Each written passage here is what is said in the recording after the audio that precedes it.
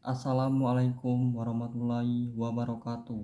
Perkenalkan, nama saya Edri Opra Ananda dari kelas C401 dengan NIM 2301010125. Baiklah, di sini saya akan mengerjakan tugas UAS MK Manajemen Strategi.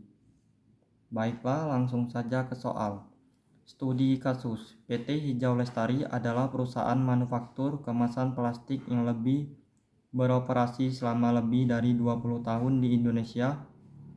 Dalam beberapa tahun terakhir, perusahaan menghadapi tekanan dari masyarakat dan LSM lingkungan karena limbah produksi yang mencemari sungai di sekitar pabrik. Menanggapi tekanan tersebut, PT Hijau Lestari memutuskan untuk mengubah strategi bisnisnya dengan pendekatan berbasis keberlanjutan dan menerapkan program CSR berbasis lingkungan. Langkah-langkah yang diambil perusahaan antara lain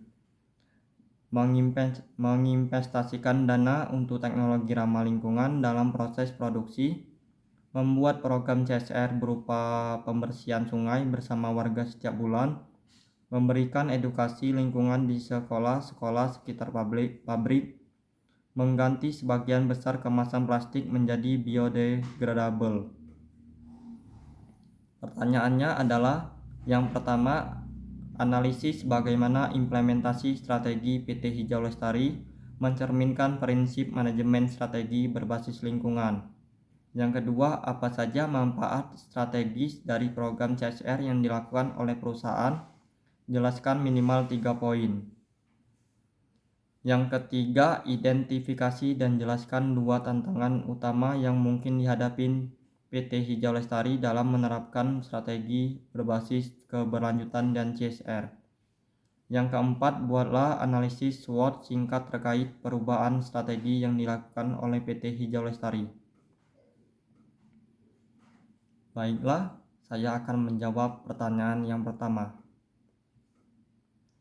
Implementasi strategi PT Hijau Lestari dalam prinsip manajemen strategi berbasis lingkungan.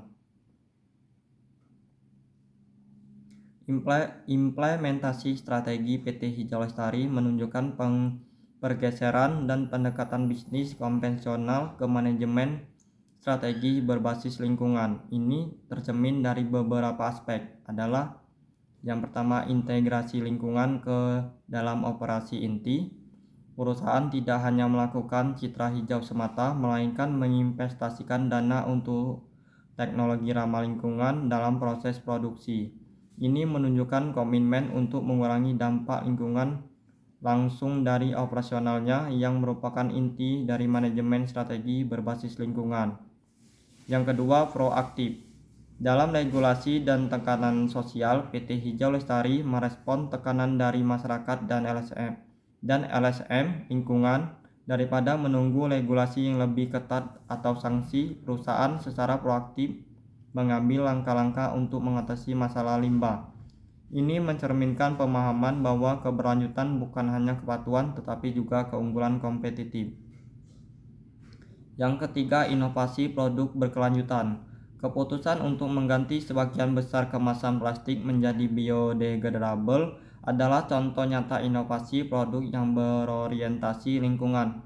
Ini menunjukkan bahwa perusahaan melihat keberlanjutan sebagai peluang untuk mengembangkan produk baru yang lebih disukai pasar dan mengurangi jejak karbon. Yang keempat, keterlibatan pemangku kepentingan. Melalui program pembersihan sungai bersama warga setiap bulan dan edukasi lingkungan di sekolah-sekolah, perusahaan melibatkan komunitas lokal. Ini menunjukkan pengakuan bahwa tanggung jawab lingkungan meluas di luar dinding pabrik dan memerlukan kolaborasi dengan berbagai pemangku kepentingan. Pertanyaan yang kedua, apa saja manfaat strategis dari program CSR yang dilakukan oleh perusahaan? Jelaskan minimal 3 poin. Program CSR yang dilakukan PT Hijau Lestari memberikan beberapa manfaat strategis bagi perusahaan, antara lain yang pertama, meningkatkan reputasi dan citra perusahaan. Dengan secara aktif membersihkan sungai dan memberikan edukasi lingkungan, PT Hijau Lestari dapat mengubah persepsi negatif masyarakat menjadi positif. Citra perusahaan yang bertanggung jawab terhadap lingkungan akan menarik konsumen yang peduli, investor yang beretika, dan talenta terbaik. Yang kedua, mengurangi risiko dan meningkatkan kepatuhan. Dengan mengatasi masalah limbah dan berinteraksi positif dengan komunitas, perusahaan dapat mengurangi risiko tuntutan hukum, denda dari pemerintah, dan aksi protes masyarakat. Yang ketiga, membangun hubungan positif dengan komunitas dan pemangku kepentingan. Program pembersihan sungai dan edukasi lingkungan secara langsung melibatkan warga dan sekolah. Ini menciptakan ikatan kuat dan kepercayaan antara perusahaan dan komunitas sekitarnya, yang penting untuk operasi jangka panjang yang harmonis. Pertanyaan yang ketiga, identifikasi dan jelaskan dua tantangan utama yang mungkin dihadapi PT Hijau Lestari dalam menerapkan strategi berbasis keberlanjutan dan CSR. Tantangan utama dalam menerapkan strategi berbasis keberlanjutan dan CSR, PT Hijau Lestari kemungkinan akan menghadapi beberapa tantangan utama. Yang pertama, biaya investasi dan operasional awal yang tinggi. Penerapan teknologi ramah lingkungan dan penggantian bahan baku ke biodegradable memerlukan investasi modal yang besar di awal. Selain itu, bahan baku biodegradable mungkin memiliki biaya produksi yang lebih tinggi dibandingkan plastik konvensional. Yang kedua, perubahan budaya organisasi dan keterlibatan karyawan. Menerapkan strategi keberlanjutan memerlukan perubahan pola pikir dan budaya kerja di seluruh organisasi. Karyawan perlu memahami pentingnya keberlanjutan, dilatih dalam proses baru, dan dimotivasi untuk mengadopsi praktik ramah lingkungan. Baiklah, di sini saya akan menjawab pertanyaan yang keempat.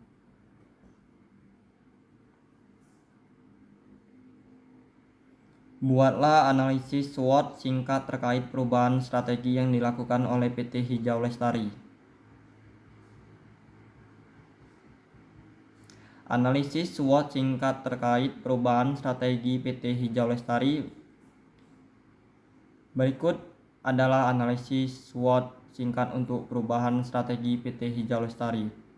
Strength, kekuatan. Komitmen investasi pada teknologi ramah lingkungan, menunjukkan keseriusan dan kapabilitas finansial untuk berubah. Pengalaman operasi lebih dari 20 tahun, basis pengetahuan dan infrastruktur yang kuat. Proaktif dan menanggapi tekanan lingkungan, mengurangi risiko reputasi dan hukum di masa depan. Weakness, kelemahan. Biaya investasi awal yang tinggi, berpotensi menekan profitabilitas jangka pendek. Potensi peningkatan biaya bahan baku. Bahan biodegradable mungkin lebih mahal dari plastik konvensional. Ketergantungan pada teknologi baru. Adopsi dan adaptasi mungkin memerlukan waktu dan sumber daya. Opportunities, peluang. Meningkatnya permintaan pasar untuk produk berkelanjutan, tren global dan kesadaran konsumen yang lebih tinggi. Peluang kerjasama dengan LSM dan pemerintah, potensi dukungan dan insentif, peningkatan reputasi dan keunggulan kompetitif, menarik investor, pelanggan, dan talenta terbaik. Pengembangan inovasi lebih lanjut, memimpin pasar dalam solusi kemasan ramah lingkungan. Trends, ancaman, trends. Resistensi pasar terhadap harga lebih tinggi. Konsumen mungkin belum sepenuhnya siap membayar lebih untuk produk ramah lingkungan. persaingan dari perusahaan lain. Perusahaan lain mungkin juga beralih ke praktik berkelanjutan. Tantangan rantai pasok. Bahan baku biodegradable, ketersediaannya dan kualitas bahan bisa menjadi isu. Perubahan regulasi yang cepat, perusahaan harus terus beradaptasi dan standar lingkungan yang terus berkembang. Baiklah, itu saja yang saya bisa jawab. Saya akhiri. Wassalamualaikum warahmatullahi wabarakatuh.